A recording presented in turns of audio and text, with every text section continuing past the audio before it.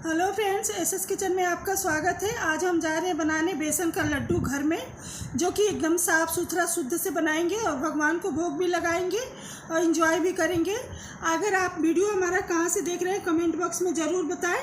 और आज हमारी एनिवर्सरी है, तो आप लोग एक बार कमेंट बॉक्स में हैप्पी एनिवर्सरी लिखना ना भूलें। तो अपना बेस्ट विशेस ज़रूर दें। चलिए इसे हम बनाना शुरू करते हैं। तो यहाँ पर हमने लिया है 1.5 कटोरी बेसन। आप मेजरमेंट अपने हिसाब से कर सकते हैं, ज़्यादा भी बना सकते हैं, कम भी बना सकते हैं। लड्डू में मेजरमेंट कुछ भी नहीं होता है, न कुछ भी, थोड़ा कम या ज़्यादा चल जाता है। अगर आप थोड़ा कम बेसन लेंगे और ज़्यादा घी डालेंगे तो उसमें पूरा एडजस्ट करके बन जाता है। अगर कम घी में बनाना चाहते हैं तो लास्ट में आप घी गर्म करके डाल दें या दूध के छींटे लगा के भी बना सकते हैं। तो यहाँ पर हमने लिया है 1.5 कटोरी बेसन को हम डालेंगे एक छन्नी में, ऐसे हम छान लेंगे। यहाँ पर 2 अलग अलग कटोरी है, पर दोनों का मेजरमेंट सेम बराबर है। हमारे घर में जितनी भी कटोरी है अलग अलग डिज़ाइन की, सबकी मेजरमेंट एक बराबर है। तो इसमें की भी 4 है, इसकी भी एक बराबर है और इसकी भी है। हमारे यहाँ 6 तो इसकी भी एक बराबर है। तो सारी कटोरी एक बराबर है। कोई किसी भी कप कटोरी से आप ले सकते हो, या मेजरमेंट का इसमें बहुत ज़्यादा ध्यान नहीं रखना होता है, थोड़ा कम ज़्यादा ऊपर नीचे चलता है। तो यहाँ बेसन को अच्छे से पहले छान लेंगे। अगर आपका बेसन जो है एकदम बारीक वाला है तो आप चाहें तो इसमें 2 चम्मच सूजी आप ऐड कर सकते हो, पर हमारा बेसन जो है मोटा बेसन है, तो इसलिए इसमें हम सूजी नहीं ऐड करेंगे, सिर्फ बेसन से ही बनाएंगे। तब चलिए इसमें हम डालते हैं कढ़ाई में। इसको बेसन को डाल दिया है कढ़ाई में। अब यहीं पर हम डाल रहे हैं इसमें आधी कटोरी घी। यहाँ पर देखिए मेजरमेंट, आधी कटोरी हमने घी लिया है। इसको डालेंगे। अगर कम पड़ेगा तो 1 आध चम्मच हम घी ऊपर से ऐड करेंगे, वरना इसी घी में हमारा हो जाएगा। यहाँ पे 1 चम्मच घी इसमें बचा है। तब चलिए इसे हम कढ़ाई को गैस पर रख के भूनते हैं। और यहाँ पर हमने घर का देसी घी इस्तेमाल किया है, तो आप जब भी लड्डू बनाए देसी घी का इस्तेमाल करें, घर का हो तो बेस्ट हो। तब चलिए इसे हम भूनते हैं लो मीडियम फ्लेम पर लगातार चलाते हुए। यहाँ पर गैस ऑन करके हमने कढ़ाई को रख दिया है मीडियम हीट पे। अब इसे लगातार चलाते हुए हम भूनेंगे। यहाँ पर थोड़ा सा कढ़ाई हमने मोटे तले का लिया है। कढ़ाई मोटी है तो थोड़ा गर्म होने में टाइम रहेगा, लेकिन आप जब भी कुछ भूनने वाली चीज़ बनाए तो मोटे तले कढ़ाई में ही बनाए, ताकि लगता नहीं है नीचे, वरना पतले तले की जल्दी पकड़ लेता है।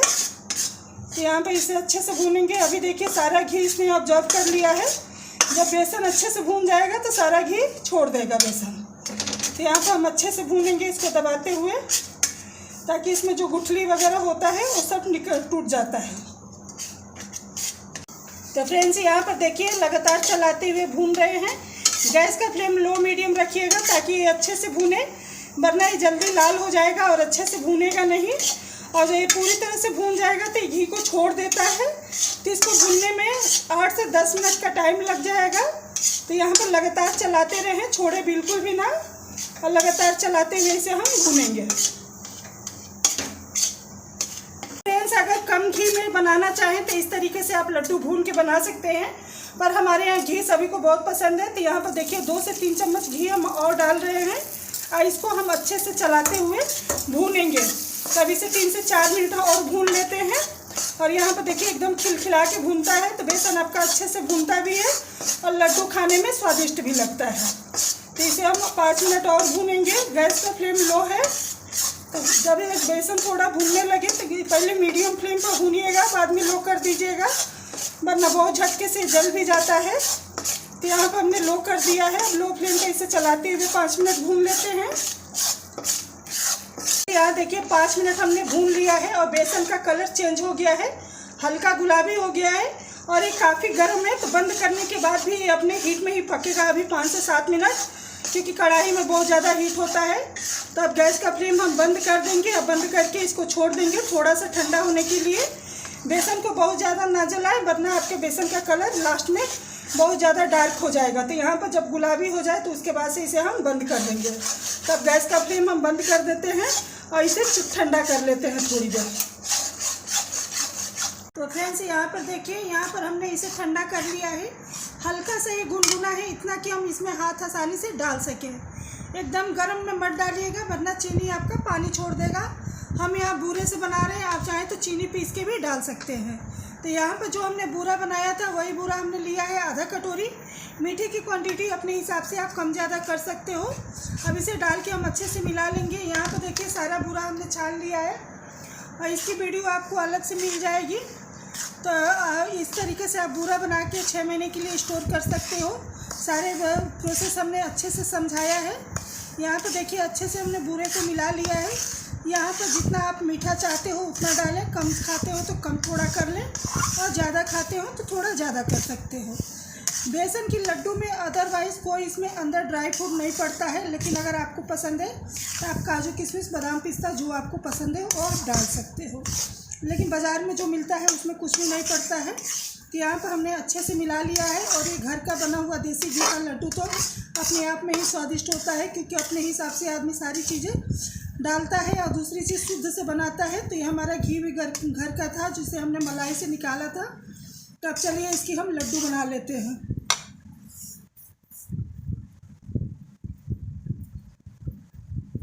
तो यहाँ पर लड्डू बना के इसको हम एक प्लेट में असेंबल कर लेंगे, प्लेट थाली किसी भी चीज़ में। तो यहाँ पर देखिए एकदम सॉफ्ट लड्डू बन रहा है, लेकिन ये जैसे ही थोड़ा सा ठंडा होगा एकदम से बढ़िया से एकदम फॉर्म में आ जाएगा, क्योंकि घी जो है थोड़ा सा शेप ले लेगा। तो यहाँ पर इसी एकदम सॉफ्ट अभी लड्डू है, गरम गरम है ना, इसलिए तो यहाँ पर सारे लड्डू हम इसी तरीके से बना लेंगे। लड्डू की साइज़ अब अपने हिसाब से छोटे बड़े रख सकते हो, जितना बड़ा भी आप चाहो तो आप लड्डू बना सकते हो। हम एक ही हाथ से बना रहे हैं। तो यहाँ पर देखिए बहुत अच्छे से अब लड्डू बन के सारे तैयार हो रहे हैं। सारे लड्डू ऐसे ही बना लेंगे हम। यहाँ पर हमारे सारे लड्डू बन गए हैं। ऊपर से गार्निश में आप चाहें तो थोड़े से बादाम पिस्ते कुछ भी लगाना चाहें लगा सकते हैं, अगर ना लगाना चाहें तो स्किप कर सकते हैं। ये टोटली आपकी मर्जी है। तो यहाँ पर हमारे पास कुछ पिस्ते और बादाम कटे हुए पड़े थे, तो जिस पर जो मिल रहा है उसी टुकड़े को चिपका दे रहे हैं, ऐसे लगा ले रहे हैं। अब इसको हम भोग के लिए सर्व करेंगे। तो यहाँ पर हमने ली है पीतल की कटोरी, जिसमें हमारे घर में अक्सर भोग लगता है। इसमें हम रखेंगे लड्डू, इसके बाद से बाकी परिवार के सभी लोग खाएंगे। तो यहाँ पर भोग के लिए हम लगा लेते हैं 4-5 लड्डू, और इसको हम भगवान को भोग लगा के फिर सारे परिवार मिलके खाएंगे। इस लड्डू को हमने अपनी एनिवर्सरी के दिन बनाया है। तो आपके घर में भी कोई अगर ओकेजन है, कोई त्यौहार है, कोई खुशखबरी है, चाहे कुछ भी ऐसा है, तो आप इस तरीके से लड्डू बना के भगवान को भोग लगाएं, सभी को साथ मिलजुल के एंजॉय करें, खाए पिए खिलाएं। और कमेंट बॉक्स में हैप्पी एनिवर्सरी लिखना ना भूलें। और साथ में ये भी कमेंट में बताएं कि किसकी शादी मई में हुई है या सेम डेट पे हुई है। अगर मेरे डेट पे जिसकी भी शादी हुई है तो उसको मेरी तरफ से आप लोगों को हैप्पी एनिवर्सरी एडवांस में विश कर दे रहे हैं। और प्लीज़ हमें भी आप लोग विश करना ना भूलें। तो अच्छे कमेंट लिख के अपना बेस्ट विशेस ज़रूर दें।